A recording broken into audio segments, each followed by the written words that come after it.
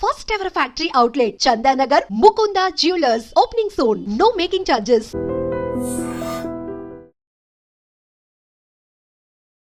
Hi hello నమస్తే welcome back to iDream Media. Stock markets పడుతున్నప్పుడు వెంటనే భయపడిపోయి ఇమీడియట్గా మనకున్న ఫండ్స్ వెనక్కి తీసేసుకుంటూ ఉంటాం. దానివల్ల ఒక ఇమీడియట్ ఫాల్ అయ్యాక తిరిగి రైజ్ అయినప్పుడు వచ్చే లాభాలన్నింటినీ కూడా మనం కోల్పోతూ ఉంటాం.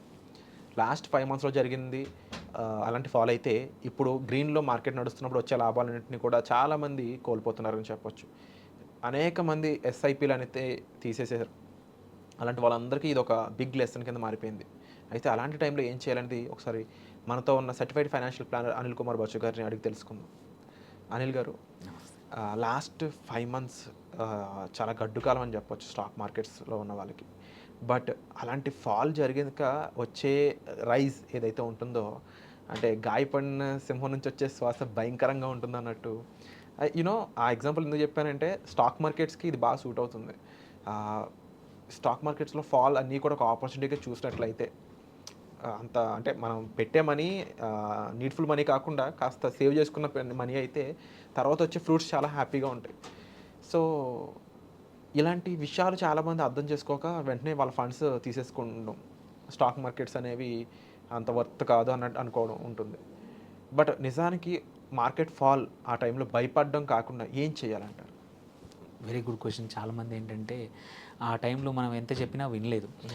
కొద్దిమంది వైపౌట్ అంటే వాళ్ళ మొత్తం పోర్ట్ఫోలియో క్లీన్ చేసేసుకొని లాస్ బుక్ చేసుకుని అంటే తొందర పడి నిర్ణయాలు తీసుకుంటూ ఉంటారు, ఎస్పెషల్లీ మార్కెట్ పడ్డప్పుడు. సో ఇప్పుడు ఇవాళ ఏదో 7 days నుంచి పాజిటివ్గా ఉంది, సడన్గా మళ్ళీ ఒక 1000-1500 పాయింట్లు పడిపోయి అందరూ న్యూస్ లక్షల కోట్ల సంపద ఆవిరైందని 4 సార్లు విన్నారంటే మళ్ళీ భయపడతూ ఉంటారు. దానికన్నా కూడా ఫస్ట్ స్టే కామన్, అంటే ప్యానిక్ సెల్లింగ్ ఎప్పుడు చేయకూడదు. మనం మోస్ట్ ఆఫ్ ద టైం ఏంటంటే మనం తీసుకునేప్పుడే, ఇన్వెస్ట్ చేసేప్పుడు, ఒక స్టాక్స్ పిక్ చేసుకునేప్పుడే దాని ఫండమెంటల్స్ కానీ టెక్నికల్స్ కానీ అన్నీ బాగున్నాయా లేదా అవి చూసే తీసుకుంటాం. అవి తీసుకున్నప్పుడు మనం వెళ్తున్నప్పుడు ఏంటంటే జర్నీలో ఇట్లాంటి అన్ఎక్స్పెక్టెడ్ ట్రంప్దే కావచ్చు, రేపు ఇంకొక ఏదో వార్ జరగచ్చు, ఇంకేదో కంట్రీ మధ్యలో ఏదో జరగచ్చు. ఏది జరిగినా టెంపరీగా మాత్రం కంపల్సరీ మార్కెట్స్ పైన ఉన్న మీరు పెట్టే ఇన్వెస్ట్మెంట్, వెదర్ స్టాక్స్లో కానివ్వండి, మ్యూచువల్ ఫండ్స్లో కానీ ఎక్కడైనా సరే, మీకు ఇప్పుడు డబ్బులు అవసరం లేనప్పుడు ప్యానిక్ సెల్లింగ్ చేయడం, లాస్ బుక్ చేయడం వేస్ట్. ఎందుకంటే డూమ్స్డే అనేది, అంటే మొత్తం అంతా అయిపోయిందని, మనం కోవిడ్ టైంలో ఇంకా ప్రపంచం అంతా అయిపోయింది, అందరూ చనిపోతున్నారు, ఇంకేమీ లాభం లేదు అని అంత నెగిటివిటీలో కూడా ఫ్యూ మంత్స్లో మార్కెట్స్ రికవర్ అయిపోయాయి. ఎందుకంటే ఒకసారి వ్యాక్సిన్ వచ్చేసింది, వ్యాక్సిన్ రాబోతుందని అందరికీ హోప్ వచ్చేసింది, సో మార్కెట్స్ రికవర్ అయిపోయాయి. అలాంటిది ఇలాంటి వేరే ఎటువంటి మేజర్ న్యూస్ వచ్చినా ఒక 2 months, 3 months, 5 months, 6 months తర్వాత రికవర్ అవుతాయి. సో అనవసరంగా నీకు డబ్బులు అవసరం లేకపోతే ప్యానిక్ సెల్లింగ్ చేయకపోవడం మేక్ సెన్స్. ఫస్ట్ థింగ్ అది. సో మనం ఒకసారి కొంచెం రివ్యూ, మన పోర్ట్ఫోలియో స్ట్రాంగ్గా ఉందా లేదా, లేదు నిజంగానే కంపెనీ ఏదైనా ఇష్యూ ఉంది. ఎగ్జాంపుల్ లాస్ట్ వీక్ జెన్సాల్ అని ఒక కంపెనీ ఉంది, ఏదైతే ఒక ఫ్రాడ్ చేసి ప్రమోటర్స్ ఫ్రాడ్ చేసినందుకు ఆ కంపెనీ యొక్క ఫండమెంటలీ ముందు అనిపించింది. ఇట్లాంటి టైంలో కావాలంటే కట్ చేసుకోవడం బెటర్. ఓకే, కాస్ట్ బుక్ చేసుకొని, లాస్ బుక్ చేసుకొని. బట్ అదర్వైజ్ చాలా కంపెనీస్ ఫండమెంటల్ స్ట్రాంగ్గా ఉన్నాయి. వారి ఇంజనీరింగ్ ఉంది, మార్కెట్ పడ్డప్పుడు 50% పడిపోయింది. కానీ చూడండి, నిన్న ఒక రోజు 2 రోజుల్లో వారి సోలార్ మన వెన్ కంపేర్ టు వేరే కంట్రీస్ కానీ మన దగ్గర టారిఫ్ మన పైన తక్కువ ఉంది కాబట్టి వాళ్ళ సడన్లీ ఆ కంపెనీ ఇవాళ ఆల్రెడీ ఇవాళ చూసుకుంటే చాలా రేజ్ అయింది. రీజన్ ఏంటి? వేరే కంట్రీ కాంపిటీషన్ టఫ్ 240% టారిఫ్స్ వేసాడు. సో మన ఎక్స్పోర్ట్స్ బికమ్ చీపర్. సో ఫండమెంటల్గా ఒక కంపెనీ స్ట్రాంగ్గా ఉందంటే మాత్రం తొందరపడి బుక్ చేసుకోకుండా కొంచెం చూసుకోవాలి. సెకండ్ వచ్చేసి పోర్ట్ఫోలియో క్వాలిటీ ఎలా ఉందో చెక్ చేసుకోవాలి. ఎస్పెషల్లీ మార్కెట్ పడుతున్నప్పుడు మనం చూసుకోవాల్సిందే మన పోర్ట్ఫోలియో. ఈ కంపెనీస్ ఉన్నాయి. హెచ్డిఎఫ్సి బ్యాంక్ ఉంది, లాస్ట్ ఫ్యూ ఇయర్స్ నుంచి పెరగల, but company strong, corporate governance బాగుంది, అర్నింగ్స్ బాగున్నాయి. చూడండి, ఎవరైతే వెయిట్ చేశారో అప్పుడు ప్యానిక్లో అమ్మకుండా చేసిన హెచ్డిఎఫ్సి కానీ ఐసిఐసిఐ బ్యాంక్ లాస్ట్ 1 weekలో ఎంత గ్రో అయ్యాయి. సో వాటికి కూడా టైం వస్తుందన్నమాట. సో ఫండమెంటలీ క్వాలిటీ మంచిగా ఉందనుకో, మనకి తొందరపడి అట్లాంటి టైంలో అస్సలు అమ్ముకూడదు. బికాస్ మార్కెట్ పడిపోయినప్పుడు, కరెక్షన్ వచ్చినప్పుడు ఎటువంటి మంచిగా చెడ చూడదనమాట. అన్ని స్టాక్స్ని ఎఫెక్ట్ అవుతుంది, అన్ని స్టాక్స్ పడిపోతూ ఉంటాయి. బట్ నీ స్టాక్స్ ఫండమెంటలీ స్ట్రాంగ్ ఉంటే తొందరగా రికవర్ అవుతాయి అనమాట. క్వాలిటీ బాగుందనుకో, they don't have any issue. So ఆ టైమ్ ఈజ్ ద టైం నీ పోర్ట్ఫోలియో క్వాలిటీ చెక్ చేసుకునే టైం అన్నమాట. పడిపోయినప్పుడు అమ్మడం కాదు, నీ పోర్ట్ఫోలియో బాగుందో లేదో చూసుకోవాలి. అందులో ఏం చేయాలంటే కొన్ని కంపల్సరీ వీక్ ఉండొచ్చు. వీక్ ఉన్న స్టాక్స్ని కావాలంటే హోల్డింగ్స్ని కొంచెం అమ్మేసుకొని తీసేసుకోవాలి, కానీ మొత్తానికి మొత్తం ప్యానిక్గా మాత్రం చేయకూడదు. సో ఇంకొకటి చూసుకుంటే ఏంటంటే ఆ టైంలోనే ఏదైతే అమ్ముతామో డైవర్సిఫై చేసుకోవాలి కుదిరితే. ఏదైతే స్టాక్స్ డిఫెన్సివ్ స్టాక్స్ ఉన్నాయి, ఎఫ్ఎంసీజీ సెక్టర్ కానీ, ఫార్మా సెక్టర్ కానీ, హాస్పిటల్స్ సెక్టర్ కానీ, ఏవైతే ఇర్రెస్పెక్టివ్ మార్కెట్ కండిషన్స్ లేకుండా కూడా స్టేబుల్గా ఉంటాయో కొంచెం పోర్ట్ఫోలియోలో అవి తీసుకోవడం బెటర్. అలా కాకుండా ఇంకొకటి కూడా చేయొచ్చు ఏంటంటే ఇదే టైంలో మన ఎమర్జెన్సీ క్యాపిటల్ ఒకటి అండ్ మన క్యాష్ రిజర్వ్స్ పెంచుకోవడానికి ట్రై చేయాలి. ఎందుకంటే యూజువలీ పడ్డాక కంపల్సరీ మార్కెట్ రికవర్ అయ్యేటప్పుడు చాలా స్టాక్స్ చీప్ ఉంటాయి.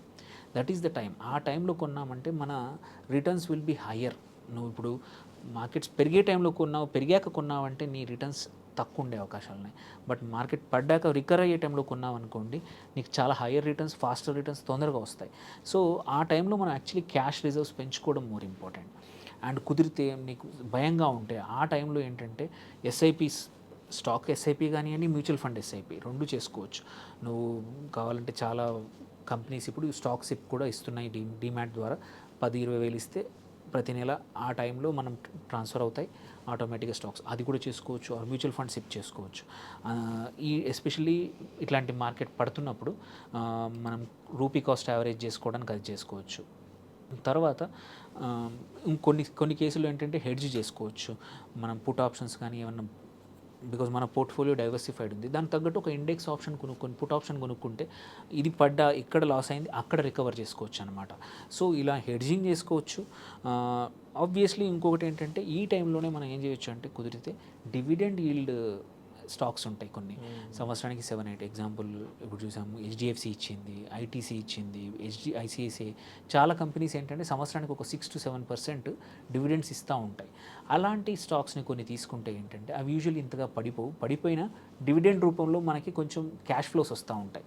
సో ఇట్లాంటి టైంలో అట్లాంటి స్టాక్స్ కొనుక్కొని మన పోర్ట్ఫోలియోని కొంచెం డైవర్సిఫై చేసుకోవడం, స్ట్రెంగ్తెన్ చేయడము చాలా ఇంపార్టెంట్ అనమాట.